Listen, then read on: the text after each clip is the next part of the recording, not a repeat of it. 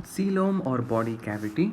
Now generally a coelom or a body cavity is located between the body walls, that is mostly between the outer body wall, the ectoderm, and the inner wall, that is the endoderm, which lines the gut. There are some organisms where they don't have a coelom at all in their body. They are called acoelomates, for example phylum Platyhelminthes or flatworms.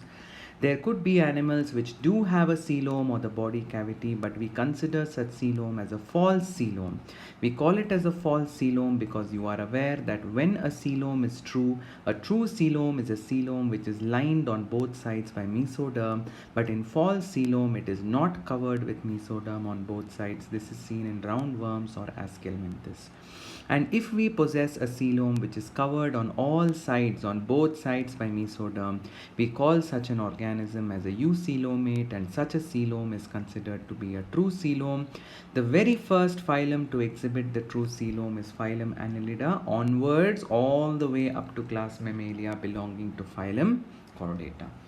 Again, based on its origin, eucoelomates may be classified into schizocoelomates and enterocoelomates if the coelom is formed by the splitting of the mesodermal layer. I told you that in case of eucoelomate, the coelom is lined on both sides by mesoderm. If the coelom is formed by the splitting of the mesoderm, it is called schizo. Schizo refers to splitting. This is a true coelom. Again, remember, it is a type of eucoelomata. So example, it is seen in phylum Annelida, in Arthropoda and Mollusca. And most evolved organisms, they exhibit a type of coelom called enterocoelomate. Entero means gut. Okay, so if the coelom originates as outpushing or a pouch like structure which branches off from the gut, see mesodermal pouches which originate from the archenteron. Archenteron is nothing but the gut or the primitive gut that is first established during embryonic development. If mesodermal pouches arise from the archenteron and later become the coelom, then we say that it arose as an outpushing of the gut or the enteron, and that's why we call this kind of a coelomate as an enterocoelomate. So this is seen in Echinodermata, in Hemichordata, as well as in case of Chordata, that is the phylum to which we belong. Okay. So here you can see the body of an organism, a section that is taken. You cannot see coelom at all. And then here in this particular case, you can see a coelom, which is the coelom. Now I'm showing you here. This is the coelom. And can you see that both on the inside as well as on the outside, it is lined with mesodermal layer.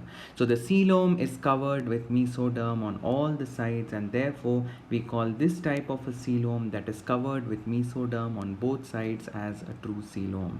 Then you might ask me, what is this cavity inside this yellow layer? Now this cavity that is inside the endoderm is not a coelom. Please remember, this is the gut, the cavity of your digestive tract through which the food passes. So don't confuse this central cavity which is surrounded by or which is lined by this yellow layer on endoderm as the coelom. Coelom is the white layer, that is, the white space that is shown over here, and notice that it has two coverings, this inner covering as well as the outer covering, which is both colored in red. Both the inner and the outer coverings of the coelom is lined with the middle germ layer, which is referred to as a mesoderm. That's why we call such a coelom that is lined on both sides by mesoderm as a true coelom. Now here what is wrong? Why we can't call this white space as the coelom over here? Did you notice that the inner layer here is the endoderm, correct? And outside, the outer layer of the coelom is the mesoderm. So is it lined with mesoderm on both sides? It is not. On one side it is lined with endoderm, on the other side it is lined with mesoderm. Since such a coelom is not lined with mesoderm on both sides, I told you the criteria for you to consider a coelom as a true coelom is that it should be bound by mesoderm on both sides. But here on one side it is lined with endoderm, on one side it is lined with the red layer, that is mesoderm. Since it is not lined with mesoderm on both the sides, we call this kind of a coelom. See here, what is it labeled as? It is labeled as a pseudocoelom, or in common terms we can call it as a false coelom. It is a false coelom because on one side there is endoderm, on the other side there is mesoderm. Now this is called a true coelom. Why is this called a true coelom? Because like I have been telling you, on both sides it is lined by the middle lining, which is referred to as the mesoderm. And I am repeating once again, this cavity enclosed by the yellow layer or the endoderm is not the coelom. I have already labeled it in the second diagram. It is the gut through which the food passes. So do not confuse between the gut and the coelom or the body cavity.